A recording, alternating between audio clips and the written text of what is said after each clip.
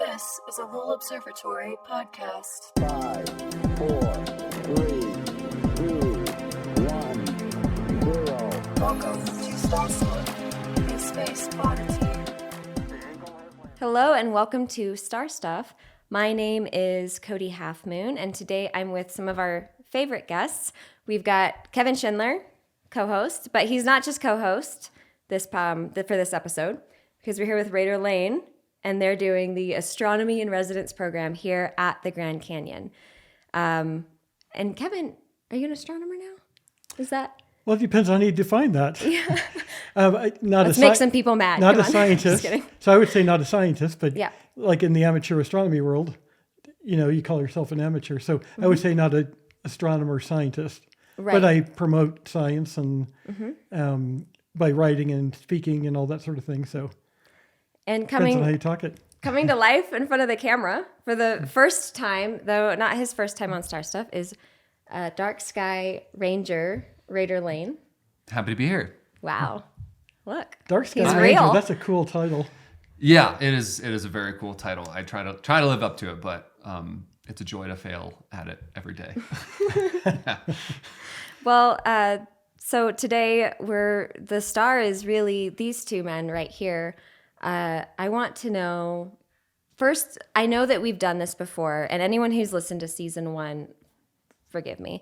Rader, could you please tell us about the Astronomy in Residence program? And what are you doing? What are you up? What are you up to up here? Yeah, Oh, and where are we? Hello, we're not in the studio. we are in the famous Kolb studio here on the south rim of the Grand Canyon. This was the home and photography studio, and eventually theater of the famous Kolb brothers, Emery and Ellsworth Kolb. They lived here from the early 1900s until 1976, and are famous for taking photographs of particularly people coming down on the mules down that first switchback of Bright Angel Trail, taking photographs of those people. And in the early days, they would shoot with dry plate photography, take the plates, snap the photo, take the plates, run 3,000 feet down to what's now known as Havasupai Gardens, to where they had water, where they could develop the photos. Then they would run 3,000 feet back up, 9 miles round trip, to sell these people the photos when they return. And sometimes they do that 3 times a day. So this is like 27 miles of canyon running just to make a few dollars. They were tough. I can never complain about my marketing job again. Yeah, they were tough, and they would sell these photographs for the equivalent of something like $25 to visitors. But having photographic evidence of you and your loved ones at Grand Canyon in those days was priceless to you. I mean, this was something that you would probably put on your the main mantle in your household, and it would just be a treasured item. And so it's appropriate that we're doing this episode here, because the Kolb brothers in a lot of ways were really integral in popularizing the Grand Canyon region, enough so to put pressure on the government to create it as a national park. And in a lot of ways, we're doing that now with the Astronomer Residence program, and with this sort of new resource that we're trying to protect, that we happen to all realize are now over our national parks, the night skies. Like this is a diminishing resource that only in the last few decades have we really truly embraced as a resource that is both diminishing and worth protecting. Mm-hmm. And so night sky photographers, for example, and outreach astronomers, and even our poets that we've had for this Astronomer in Residence program are now sort of the new Kolb brothers in a lot of ways, who are helping to popularize this resource of night skies in the hopes that we'll globally be able to protect it. Well, and also, speaking of just the outreach portion of this program, you've been very generous with your astronomers and residents. I think we've had 4 before Kevin. Right, on the podcast. Yeah. Yes. We had Dr. Fleisch. We had Lauren, the poet. We've had a few of them. So if you're interested in this program and you want to know more, well, watch season 1. It's great. We've got actually a lot of Grand Canyon crossover with the podcast. It's been a really fun partnership and some of our most popular episodes. So thanks for that. Nice. But yeah, so I'm curious, why'd you hire this one? Or this guy over here? They're scraping the barrel. I guess getting desperate. Very much not the case there. No, We were Kevin's amazing. honored to have Kevin Schindler selected as our current astronomer in residence. Kevin has been involved with Grand Canyon for a long time, and he brings an incredibly unique take on Grand Canyon history that feeds directly into our initiatives of being an international dark sky park. Kevin is one of the leading historians in understanding the era of the Apollo astronauts' forays into the Grand Canyon back in the 1960s to prepare for their expeditions on the lunar surface. And this is a robust part of why we're protecting the night skies. It's not just the natural aesthetics. It's not just because it's just popular to people, but there's a deep historical reason why we're protecting the night skies. And so the Apollo astronaut story, in a lot of ways, is just it's so appropriate that they came to the Grand Canyon to understand the processes of geology, a place that really makes you understand that we are on a planet and this planet is shifting and changing, and to be able to look out at this deep time by day and then look up at the deep time at night is just such a wonderful thing that NASA had the foresight to establish. And so Kevin has been studying this for a long time, giving the park, us interpretive rangers in the park, insights that we've are just beginning to explore with the public. And He literally wrote the book on it. And so Kevin's here to teach about this important historical event, do research, continuing in his research on the events that led up to the Apollo lunar landings, and then share his own passion and knowledge about the night skies itself. So it's really this incredibly unique. They're all unique in their own ways, but this one is in kind, coming at it from a different angle, but incredibly important for our holistic understanding of why we're protecting the night skies here. When it's topical. And there's so going to the many moon. there's so many stories here at the Grand Canyon, so many amazing stories. Yeah. And you could spend years here trying to learn them all, but the Apollo one, like you said, the idea that Earth is a planet, and to study other planets out there, go to the Grand Canyon because it's such an outstanding classroom.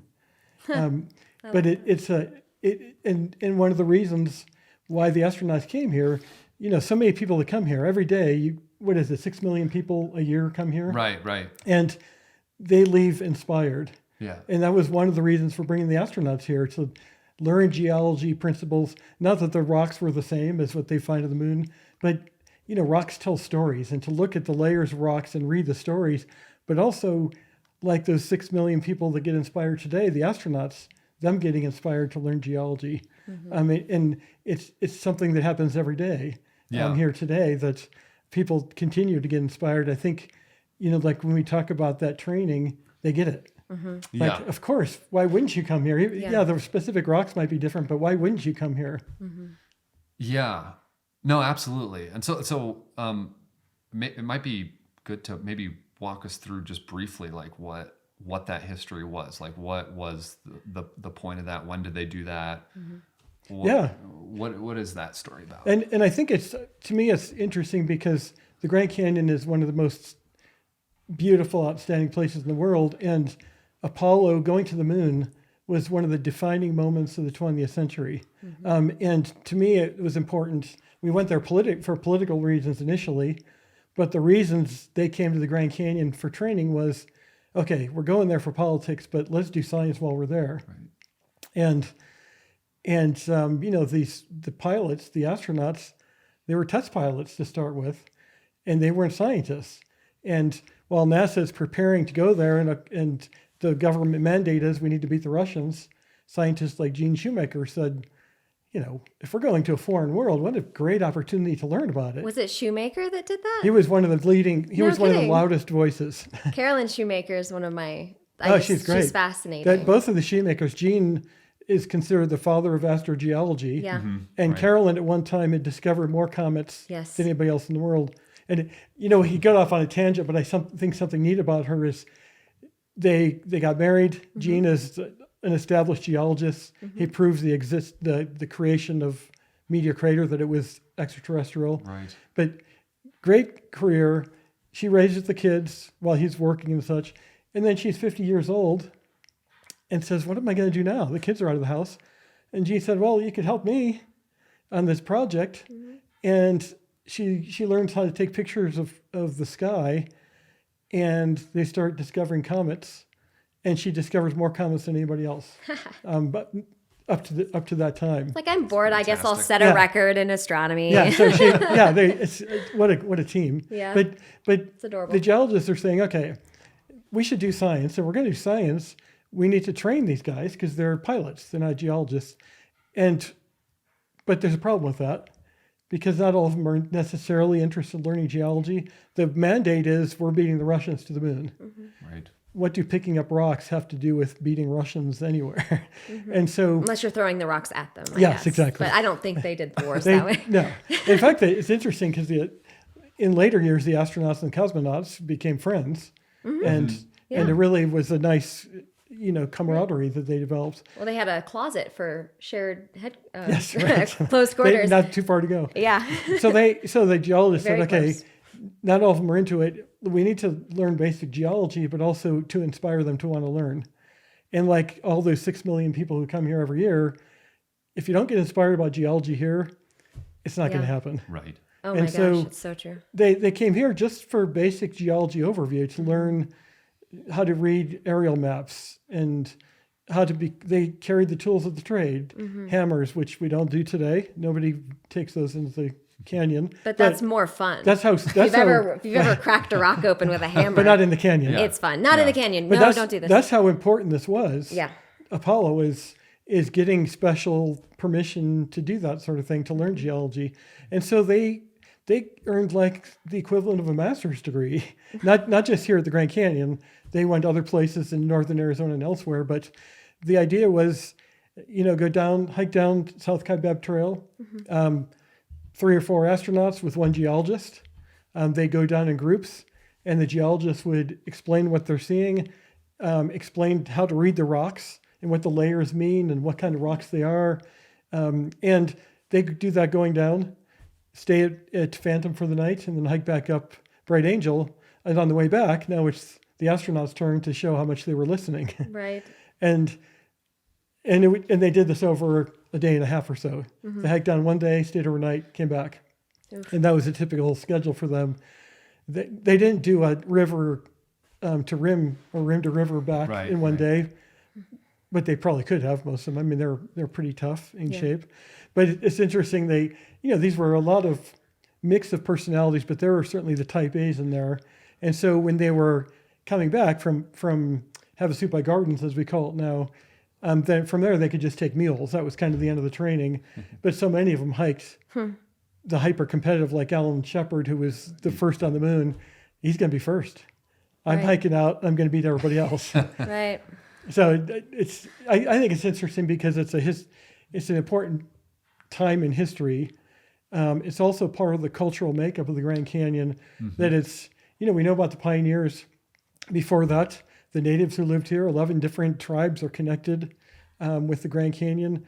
But even in more modern times, even today, there's important, history in the making moments that are happening. Friday. I'm dating this episode, but I know that Rader walked down to Havasupai Gardens, and there was history was made while he was there, and then he hiked back up and then started working again the next day. So He was pulling people his- still do this. He was pulling his Emery Kolb Yeah, day, Yeah. and hiking down exactly. there and coming back Yeah, up. and then- that's the first then thing going I to thought work. of. I was like, did you have a mule? Did I miss this No, detail?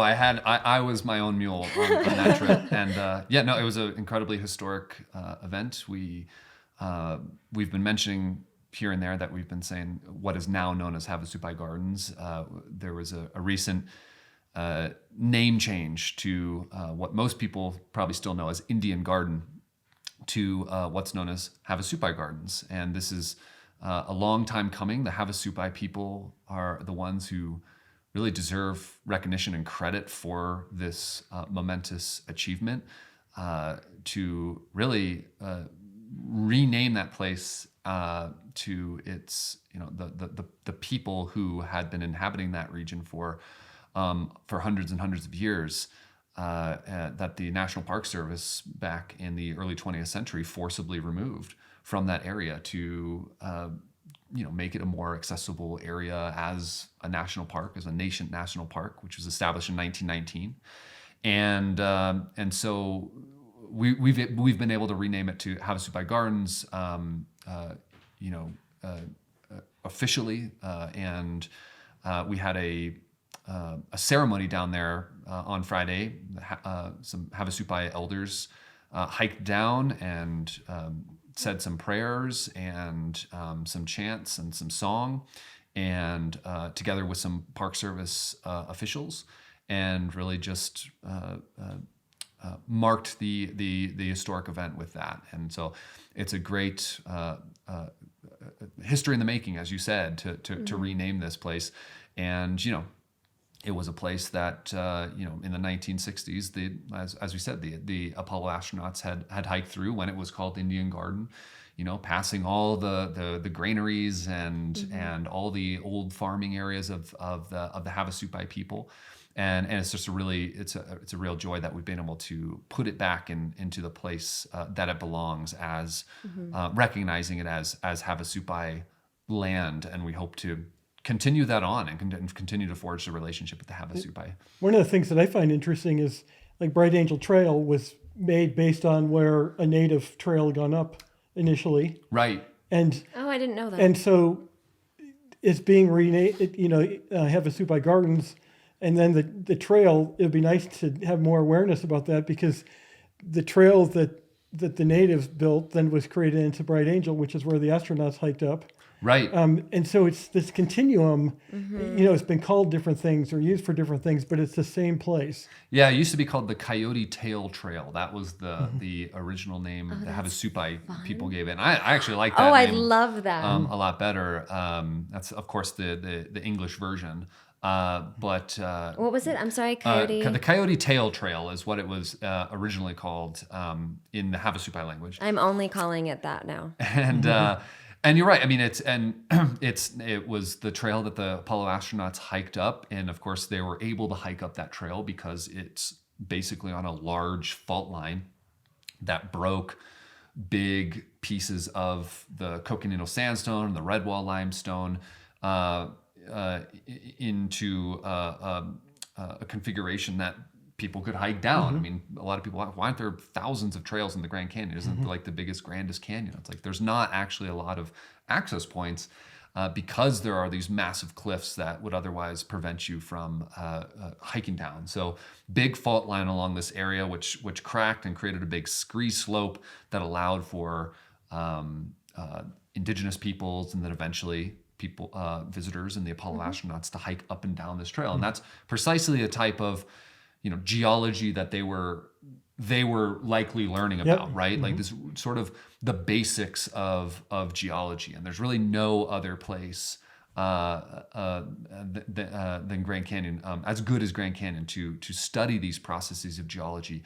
There's the simple ideas like the principle of superposition, saying that older rocks, if all else is equal, older rocks are typically at the bottom while younger rocks tend to stack on top. Like those basic ideas. The 3 types of rocks, I'm sure they learned: sedimentary, metamorphic, igneous rock, all 3 found at the Grand Canyon. I learned about that yesterday from some ranger giving a geology I gave a geology tour presentation. yesterday It was that Cody great. was on. Fantastic. And so those were, so I like to imagine those geology guides who were with each group of astronauts, teaching them those basic principles of geology, maybe getting a little bit more into the specifics of the series of what we call paleo environments or ancient environments that are stacked up on top of themselves, displayed here in what we call the stratigraphic column of the Grand Canyon.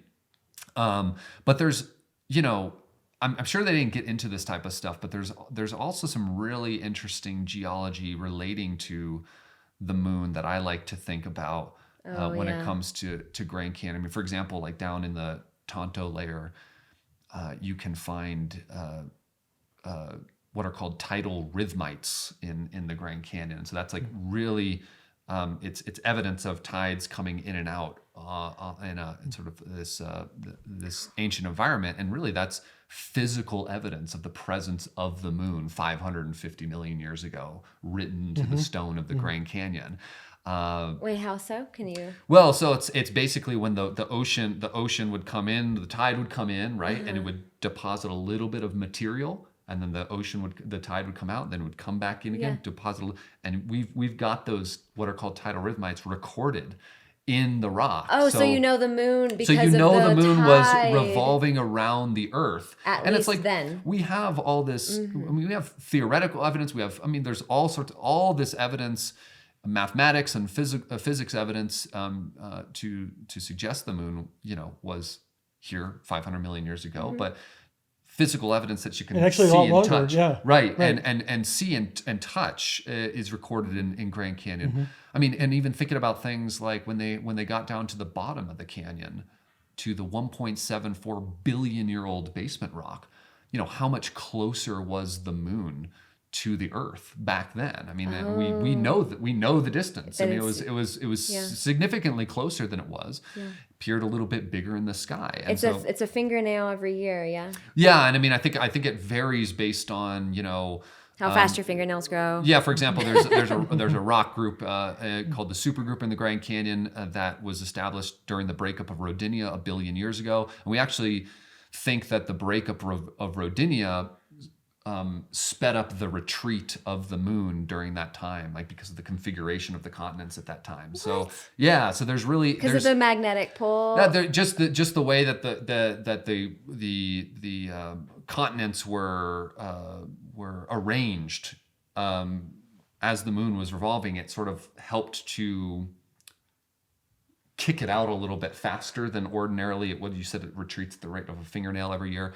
But that varies. Like there's some times when it retreats a lot faster than it does, and that was a time when it started to retreat a lot faster because of the breakup of Rodinia. So the point is just that there's all sorts of really interesting connections with the celestial sphere, the night sky and the moon and the stars that's written into the Grand Canyon geology that the astronauts they perhaps didn't get into that detail, but it's really interesting to think that stuff exists. I mean, the youngest rock layer here at Grand Canyon, for example, the 270 million year old Kaibab limestone, was deposited on the North American landscape 270 million years ago. And since then, we've made approximately 1 revolution around the galaxy, for example, like the Earth has. So it's about 250 million years it takes the Earth and it's our system to revolve once around the galaxy. And so it's those type of really interesting things that are written, the connections that are written into the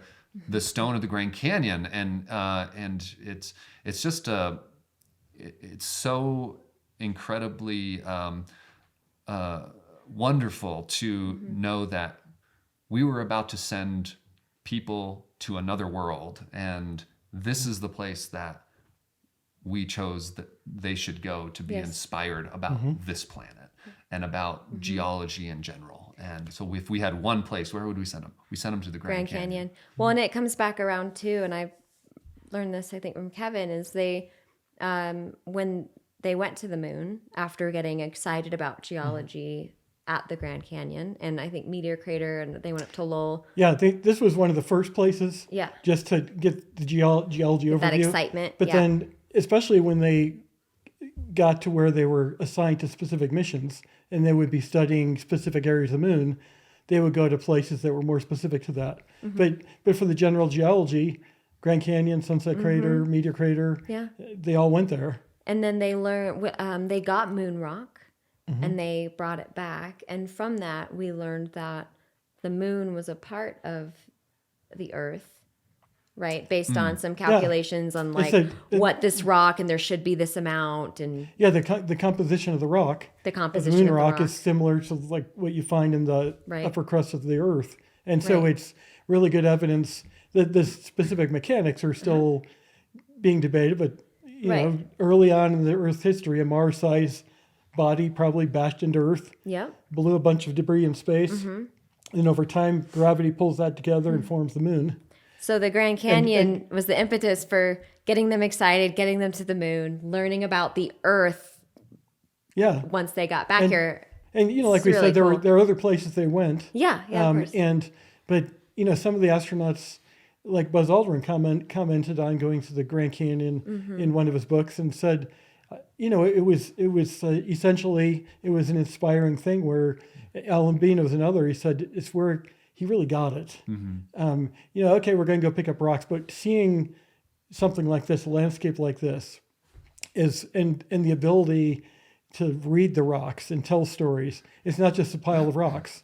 It's like, wow, this was a delta, and this was a deep ocean, this was a dune, or whatever.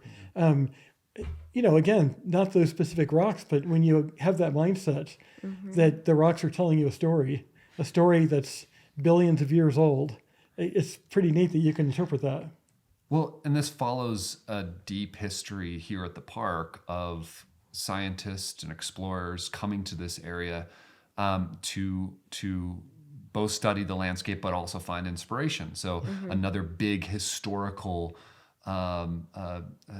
event that occurred here at the Grand Canyon back in the 1920s was astronomer George Ritchie came here and had proposed to build what would have been at the time the largest telescope on the planet on the rim of the Grand Canyon in 1928 was the idea. And he came here and thought that no other place could match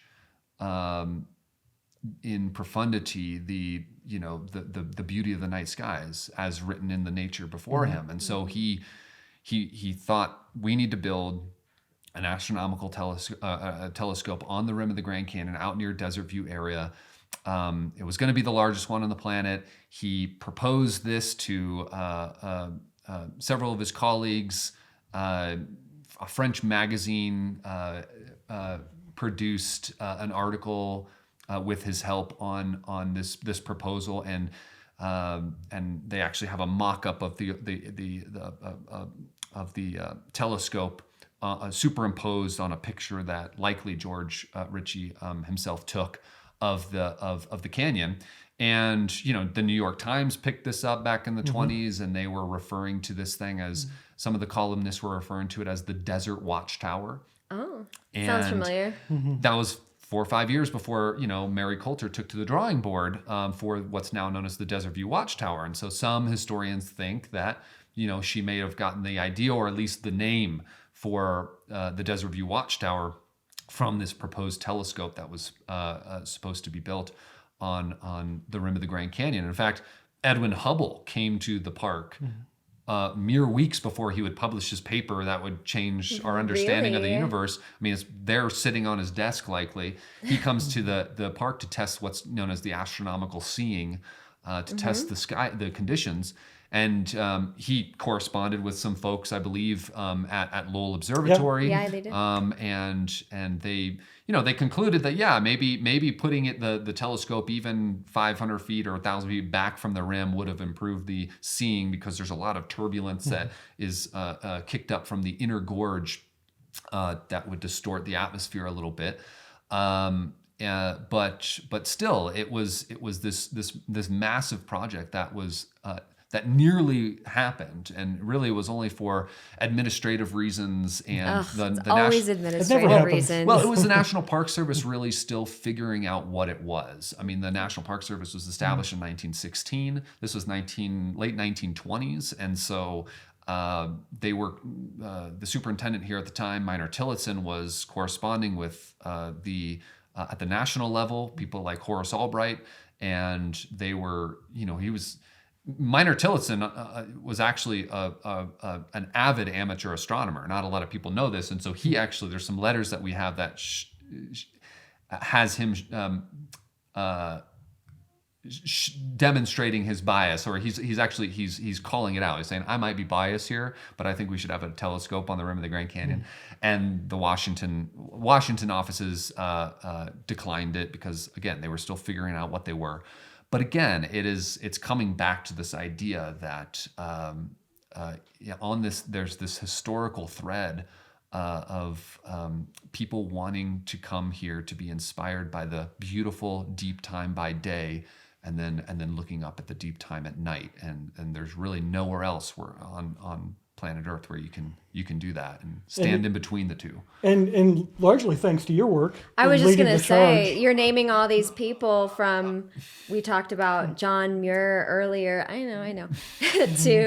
to all these people that advocated for the dark sky and advocated for the park. And I think that Rader's name is the most recent on that list. In a very long list of very important people who I literally like to just think of myself as the lipstick on the pig, And but somebody has to push it along. Right.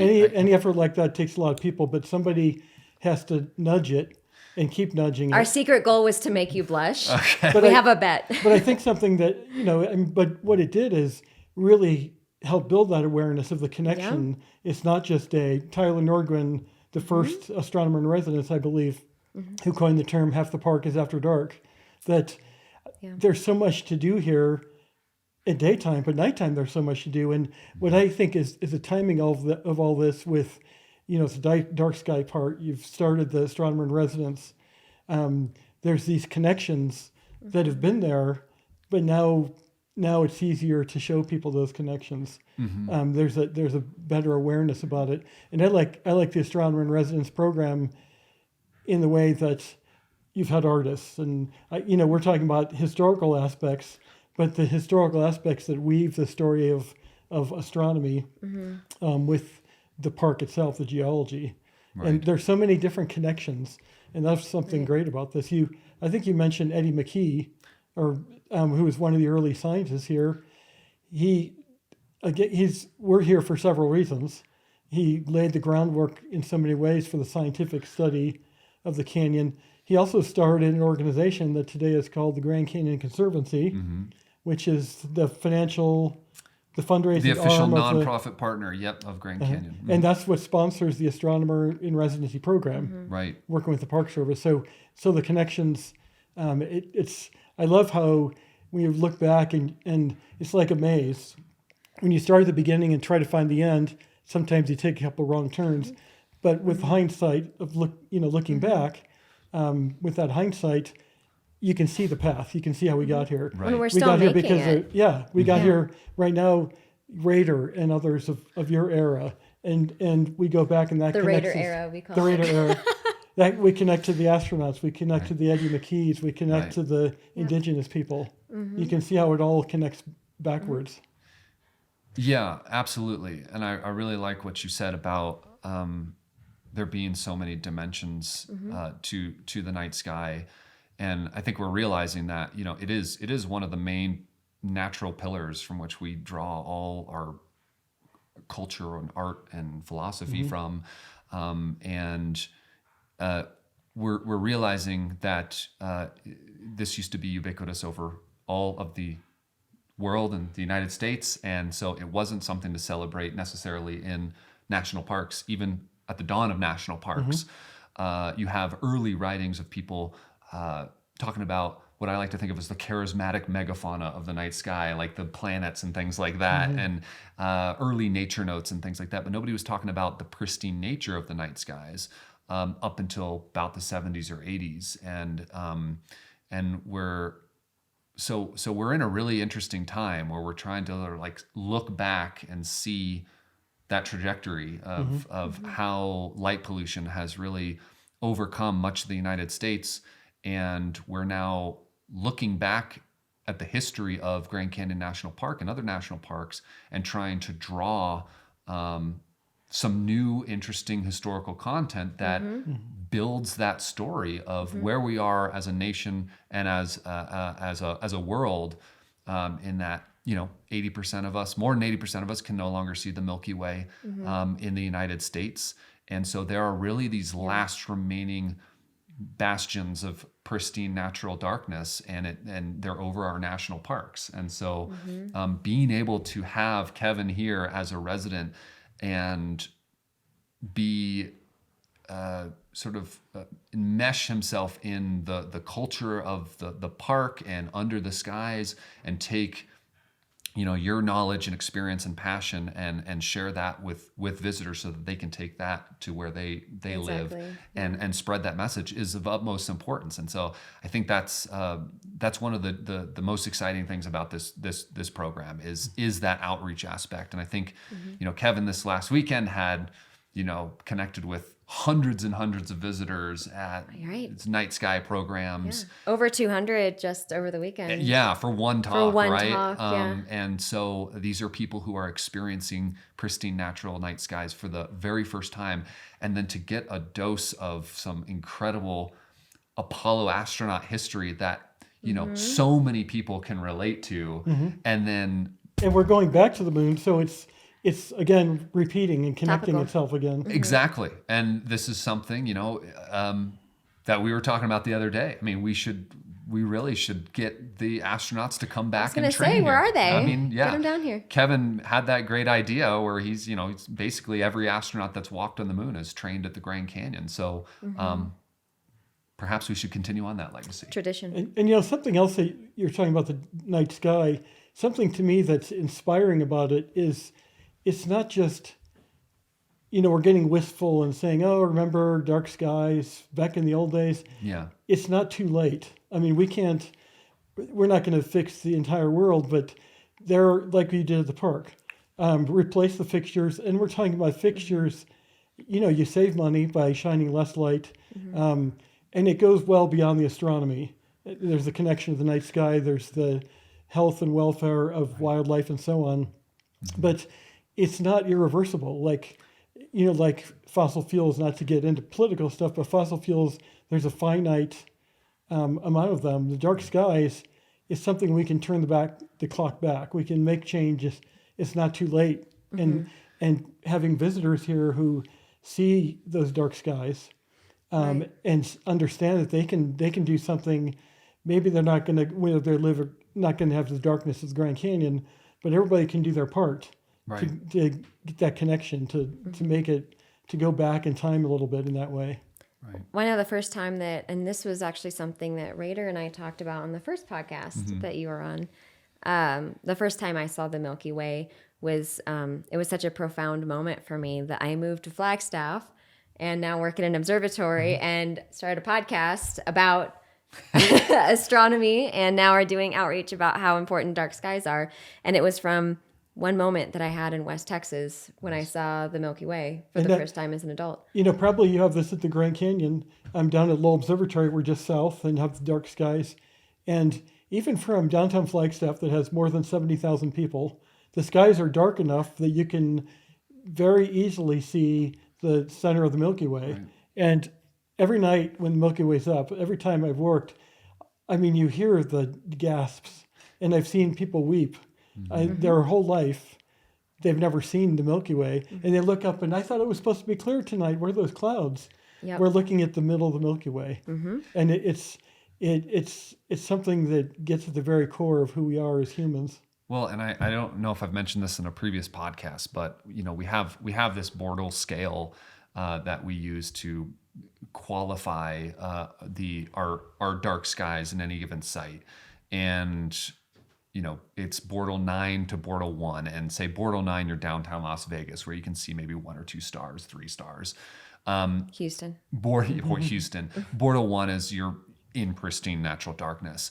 And it's a dichotomous key. So you ask yourself questions. And if you answer yes to these questions, can you see the 7 stars of Ursa Minor, for example? If you answer yes to that, okay, now you've graduated to a Bortle 8 and so on. Well, once you start getting down to Bortle 2 and Bortle 1, you start asking yourself some very unfamiliar questions to most people in the United States and the world now. Bortle 2 asks the question, for example, does the center of the Milky Way galaxy show detailed structure? And that's to say that if you look at the center of the Milky Way galaxy in pristine night skies, you should be able to see its anatomy, and that there's the Scutum star cloud and the Sagittarius star cloud. There's a big rift going through it called the Cygnus dark rift. There's the prancing horse object that is made of dust. But there's structure to it that our ancestors knew intimately enough to give names to. Bortle 1 asked the question, on a moonless summer night, is the center of the Milky Way galaxy bright enough to cast your shadow? Oh. Yeah. And that's how bright it ought to be. Mm-hmm. Have you ever seen this? I have seen this. You Yeah. have? Oh yeah. I've seen this. I've done this numerous times at the Star Party and different places in the canyon here.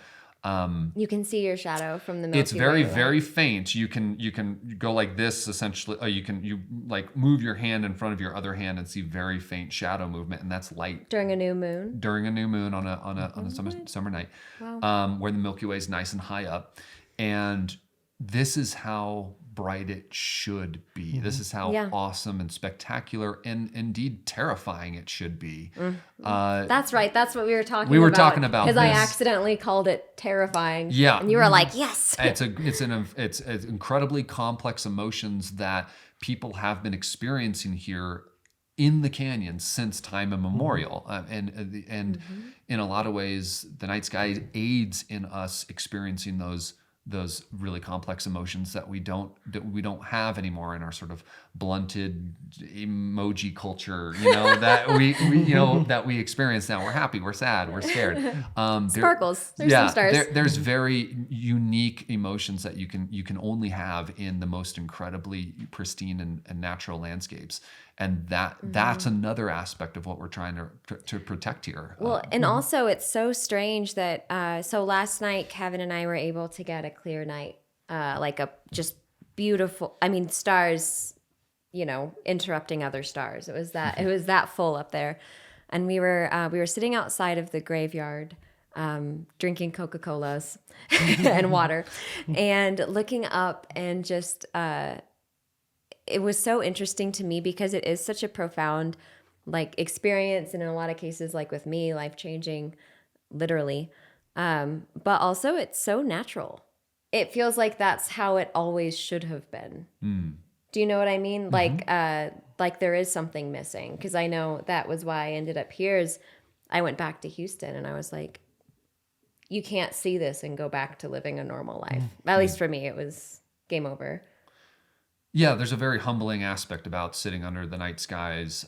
In a lot of ways, I think sitting under such awesomeness and vastness with others connects you with others a little bit more. I mean, you kind of have that, because you're underneath such awesomeness, you have that instinct to sort of huddle around the central fire a little bit more, and you don't take the people around you for granted, because we're sitting on the rim of an incredibly absurdly large canyon and have 1,000 stars above you. It's a humbling experience, and it brings you closer to people. I was thinking of a similar thing last night when Mars was out, just a little pinpoint of light, and Mars is smaller than Earth.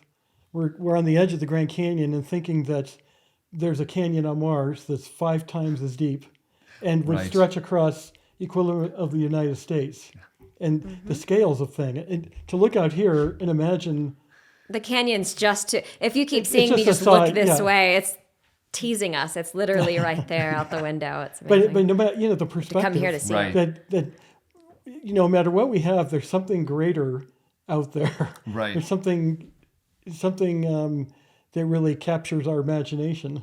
Yeah, and those domes of light that we have now over all our cities, shrinks our world a little bit more, Really and does. in a lot of ways, maybe even it shrinks our world while maybe boosting our egos a little bit or something little like bit, that. Yeah. And there's no room for those to coexist, and so it's a very healing place to be. Well, I think it's interesting how, a lot of visitors come in, say, coming up to a place like, like the Grand Canyon during the Star Party or Lowell Observatory, where they can see the sky and put the phone down for a few minutes because we're so in tune with staring at the screen and reconnect with the universe. You feel human again instead of Seriously. just something going through the motions. And there's, surrounded by walls and city lights and everything. Right. Which is a great connection to the program, because I feel like that's the important piece of why it's important that the residents are here, because it connects you with the history, it connects you with the art. I mean, I think I told you I've been writing every night since I've been visiting you. And it's like I can't stop. It just spills from my mouth because it's just so gorgeous. Yeah, even there's 6 million visitors a year, and if you sit on a bench, a lot of them are going to walk by you, and yet you're still connected. Right. There's nothing like having a solitary moment with the canyon Yeah. when all you hear is the wind, and all you see is a condor Right. flapping by or whatever. But that connection. But even if there are people walking around, you still feel it. Yeah. Well, I was going to say, we could probably talk about this forever, but Rader's a dear friend of mine, and I know that you have meetings and things to do. So maybe, get in the comments when we post this and tell Rader that we need to do a second episode, because I feel like we could talk about this for a very long time. But just before we sign off, could you tell people where they could learn more about this program? Sure, yeah. The Grand Canyon Conservancy funds this program. We work in partnership with them. They're our nonprofit partner. So if you go to grandcanyon.org and look on their residencies page, there's the Astronomer Residence Program. We also have a web page on our National Park Service website, Grand Canyon National Parks website. And we're really excited. I mean, the call for the 2024 astronomers will be open from May to July of 2023. So it may or may not, be open when this comes out. But you can certainly go to those websites and at any time of the year opt in for email notifications as to when these opportunities arise. So that's a great way to learn about the program. Yeah. And I like how, again, there's so many different backgrounds of people. I mean, I have a historian background, but artists, musicians, Right. so many different angles on it. And it's got to be fascinating and exciting for you as one of the program leaders to have, we have a new perspective, and it's building a big puzzle. The goal is to, in a lot of ways, by having every single astronomer in residence, seen collectively, you get a whole that's greater than the sum of its parts. And that's really the spirit of this program, is to understand that the night skies, it's fills every facet of our lives, from art to science and everything in between. So. That's what we're trying to do with the program, and Kevin is just bringing such a unique historical aspect to this program that is doing the visitors well. And I know so many people are very excited to have you here and have already been raving about your program. So Start raving. yeah. So thank you so much for Yes. your time so far, and we look forward to continuing on the residency. Yeah. It's been great. And, this morning, last night, got the telescope out to take a quick look. And I got it out today because there was a condor on the wall. Yeah. Number And so- 23. Yeah, I met number him. 23 was out. And it was so cool. Like, people were looking at this thing, like, why do you have a telescope out now? Yeah. And, well, look, Yeah. the canyon is just great with all the different connections, and just like the program, Yeah. looking at things in different ways. Which fits with astronomy, because astronomy is like almost like a Renaissance science. You can approach it in and from arts and just sitting down and having Yeah. a conversation. Right. But yes, so hopefully maybe we'll be able to do another episode, but I am going to get my friend Rader back to his important Dark Sky Ranger meetings. So yes, thank you so much for letting us intrude on your time. I know it's a lot of important stuff going on here. My pleasure. And for letting us be in the absolutely beautiful and historic Kolb studio. It's gorgeous here. So yeah, you can send us any questions on our Discord or send us an email and we'll get them over to Rader Lane or Kevin Schindler if you have questions about his book on training astronauts at the Grand Canyon. But yes, until next episode, thank you.